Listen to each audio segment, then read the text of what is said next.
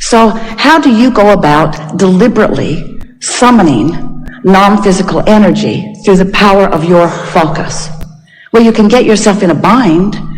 Don't you like that feeling of source pouring through you? And do you realize that you can conjure that? Not the best word. You can summon that. You can facilitate that. You can accomplish that in a couple of different ways. One way is you can get yourself in a jam. Esther always has said to us, I shine in a crisis. And we say that's because the crisis makes you focus. But you don't have to wait until there is a crisis before you focus. You have the ability to focus under the best of conditions. And we're going to call that getting out ahead of your creations. Most of you, we love you very much. You know what's coming next after that statement. We love you very much, but most of you are offering most of your vibration, meaning most of your focus, in response to what you're observing. And you're not that particular about what you're observing. You sort of let what's loud and close dominate. And so it's sort of a cycle where maybe you haven't been keeping track of what you're doing vibrationally, and maybe you haven't been offering your vibration or your attention or your focus. They're all the same thing deliberately. Maybe you've just been observing some of this and some of this and some of this and some of this and some of this. So you've got a sort of scattered vibration going on, which is affecting your point of attraction. We're going to talk a lot about your point of attraction here today, because it's your point of attraction and it's no one else can affect it. You are the one choosing it.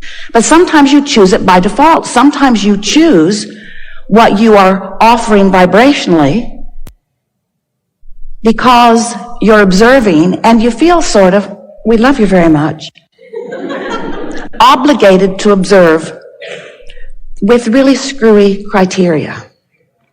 Sometimes you give your attention to something because somebody close to you is giving their attention to it, and they don't want to leave you out of it, no matter how much it sucks. It's like putting something in your mouth that tastes awful and saying, ooh, taste this. You do that all the time too. This is the worst thing I've ever tasted. Taste this. So often you are wanting to share your experiences with others because you want very much, and this is a primary point of our discussion here today. If you want to go along with it, it will serve you very well. You want so much for those around you, in many cases all of them, and in many cases just those closest to you, to really get you, to understand exactly what you're feeling. So you work really hard to explain what's going on in your life. Oh, this happened. I need to bring you up to date with this. Come, let's sit. Let me tell you what's been happening. And then you work hard to explain your point of view. Especially if your point of view opposes someone else's point of view. You work very hard to explain your point of view, not realizing that the whole time you're explaining your point of view, you are watering down your own personal intentions, because you are weighing the pros and the cons and the pluses and the minuses, and you're offering vibration about all of that. And we want you to know that you just would do really well for yourself if you would just pick something and focus on it. And that's really what we want to help you to at least decide that you want to accomplish in the hours that we are here together today. We want you to leave here with a more determined intention that you are going to be the controller of your own gaze, the controller of your own focus. Because when you discover that you can be the one who controls what you look at, what you talk about, what you think about, then you will discover that you can control your vibrational output. And that matters a lot, because your vibrational output is being responded to constantly by the powerful law of attraction. Law of attraction says that which is likened to itself is drawn. So when you're offering a vibration, maybe you watched a television program, maybe your friend called you, maybe you observed something, maybe you dug something up in a past memory. It doesn't matter what is causing you to focus upon it, but when you focus upon it, you have an active vibration going on. And if you keep it up, that active vibration will become stronger and stronger and stronger. Law of attraction says it must be that way. So as that vibration gets stronger and your point of attraction gets stronger, then it's easier for you to keep focusing upon it. Or if it's something you don't want, it would be right to say it's harder for you not to focus upon it. Your point of attraction gets a lot of momentum going. So when we say you want to get out ahead of what is and out ahead of manifestation, what we mean is you want to find a nice neutral zone. Meditation will provide it for you. Or taking a walk sometimes, beautiful music, making love, doing something that distracts you from things that may have been bothering you. And as you bring yourself into vibrational alignment, by your distracting yourself from things that take you out of vibrational alignment, then what happens is you begin to allow this momentum of vibration, and it will precede you, because everything that you live is preceded by a vibrational wave. It's a current. It's a flow. It can be a blast. In other words, when you get that vibration out ahead of you, it's like having the concierge of all concierges out there ahead of you, the personal assistant of all personal assistants out there ahead of you, paving your way, making the roads ready for you. And most important, not only is preparation for where you're going all smoothed out, we're not kidding you about that, not even one little bit, but the most important factor is you're tuned into the frequency that makes you know how to follow the path. Because there are endless paths. There are lots of ways to get to where you want to be. And sometimes you want to take the longer, more adventurous route because you're still wanting to collect more data. You're still wanting to be clear about what it is you want. But we want you to leave here today with no question in your mind that you create your own reality. Seth said it first. You create your own reality. And Jerry said, how is that so? I like to believe that I create my own reality and that they do and that they do. But how is it that we create our own reality when we're all mixed up with one another? How do I create my own reality? He asked it again and again and again, and we've been answering it ever since his first query back there in 1985. You create your own reality because you think and you focus and you vibrate, and law of attraction responds to the vibration, and that is the reality that surrounds you. So the good news is, and we love you very much, that you're offering signals about wanted and unwanted, wanted and unwanted, wanted and unwanted, but mostly you have a reasonable expectation of well-being in your experience. But you could do so much better. You have the power to control your thoughts so much more.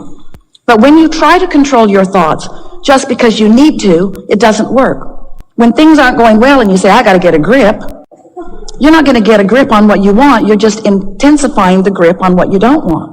You can't get there from there. You can't take a severely out of whack vibration. You can't be standing in the middle of a problem and find the vibration of the solution, because the frequencies are very, very different. So if you could understand that the creative process, and we're talking about the deliberate creative process, but it's the creative process. When you have a vibration that you're offering, when you're sifting, and you know what you don't want, which causes you to know what you do want, you launch this vibrational rocket of desire that the larger part of you follows and becomes. Now, you first have to accept that you are more than you see here in this physical body, do you? Many are coming to understand that. It's hard not to. You just can't look around this world over which you have no control in terms of it spinning in its orbit and the sun coming up every morning. You have to accept that there's something more going on. This is not a random accident going on here. This is powerful creation of which you are a leading edge part. You've been part of the creation of all that you see here from the beginning of that which was the beginning of that which was the beginning of that which. And there's no point in us trying to get back to the beginning of that, because we've all come so far forward. But we do want you to understand that you are leading edge creators in these physical bodies, and that you come from Source, and that you are an extension of Source, but not a disconnected extension of Source. You weren't just set loose. Good luck.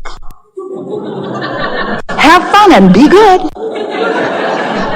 There wasn't any of that. It was, you go forth and you stir it up and you find new things to want and we'll back you up. And when you find things big or small, when you find things that you really want or things that you want just a little bit, when you find something that you want, we, non-physical energy, the source within you, that which man calls God, we like to call it your inner being or all that is, all of us guys here in non-physical who are aware of you, and there are more of us here aware of you than there are you there aware of us. Well, we could say that better because most of you aren't aware of us in the way that we would like you to be. But there are way more of us. There are way, way, way more of us. And we are focused upon your rockets of desire. We don't pay attention, and it's good for you. We don't spend any time with you justifying why you should have what you want. Because we know that if your time, space, or reality has created a desire within you, that it is your right to receive in full fruition the creation, the manifestation, the actualization, the realization of that desire.